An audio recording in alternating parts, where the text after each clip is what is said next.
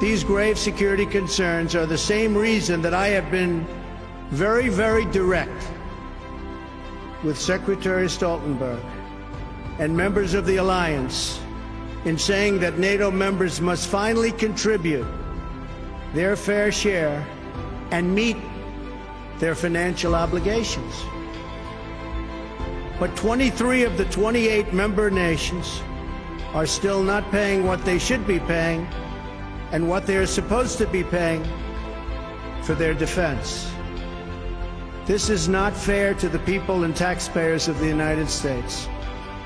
We must uphold respect for law, respect for borders, and respect for culture, and the peaceful engagement these allow. And just as the founders of this body intended, we must work together and confront together those who threaten us with chaos, turmoil, and terror. Well, I have to say, I think it's very sad when Germany makes a massive oil and gas deal with Russia, where you're supposed to be guarding against Russia, and Germany goes out and pays billions and billions of dollars a year to Russia.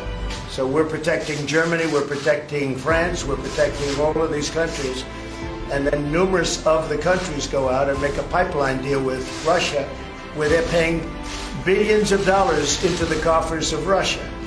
So we're supposed to protect you against Russia, but they're paying billions of dollars to Russia, and I think that's very inappropriate. And the former chancellor of Germany is the head of the pipeline company that's supplying the gas. Ultimately, Germany will have almost 70% of their country controlled by Russia with natural gas. So you tell me, is that appropriate? I mean, I've been complaining about this from the time I got in. It should have never been allowed to have happened. But Germany is totally controlled by Russia because they were getting from 60 to 70% of their energy from Russia and a new pipeline. And you tell me if that's appropriate, because I think it's not. And I think it's a very bad thing for NATO, and I don't think it should have happened. And many of these nations owe massive amounts of money from past years and not paying in those past years. Over the last 8 years, the United States spent more on defense than all other NATO countries combined. If all NATO members had spent just 2% of their GDP on defense last year, we would have had another $119 billion for our collective defense and for the financing of additional NATO reserves.